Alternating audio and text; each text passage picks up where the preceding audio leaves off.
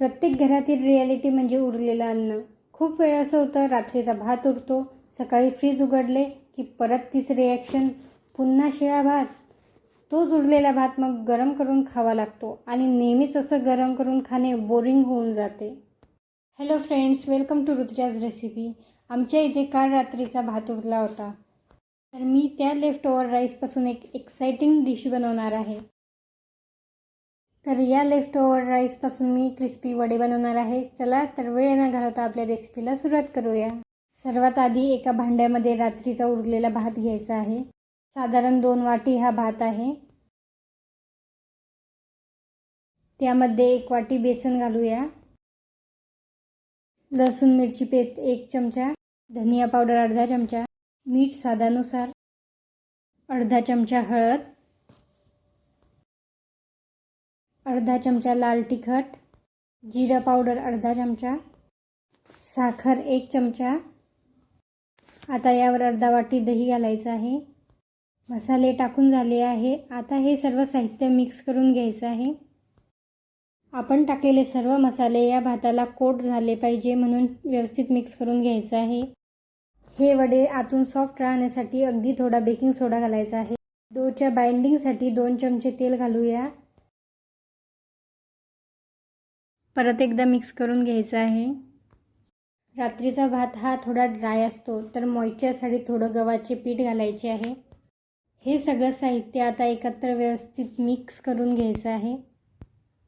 जितकं हे मिश्रण तुम्ही मिक्स कराल तितकी त्या डोमध्ये हवा भरते आणि आपले वडे क्रिस्पी होतात.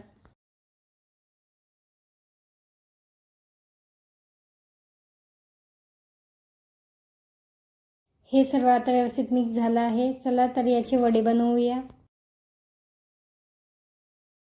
आता हातावर थोडं तेल घेऊन वडे तयार करून घेऊया. हातावर आता हा छोटासा डो घ्यायचा आहे आणि यांना वड्यांचा शेप द्यायचा आहे. बघा, आपल्या वड्यांना किती छान बाइंडिंग आली आहे, अजिबात तुटत नाही आहे. आता या वड्याच्या मिडलला होल करायचा आहे, जेणेकरून गरम तेल वर येईल आणि आपले वडे दोन्ही साईडने तळल्या जाईल. आता सेम एक एक करून असेच वडे सर्व तयार करून घ्यायचे आहेत.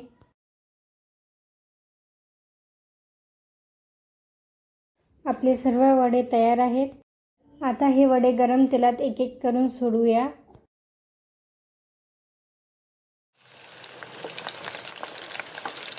उजव्या हाताने वरून तेल वड्यांवर ओढत राहा, म्हणजे वडे आणखी छान फुलून येतील.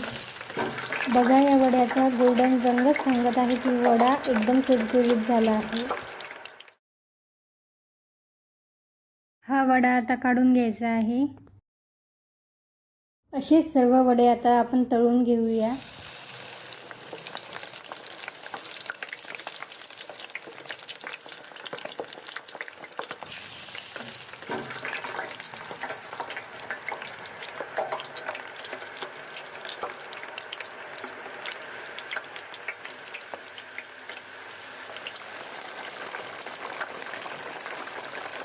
तर सर्व वडे हे तळून झाले आहेत.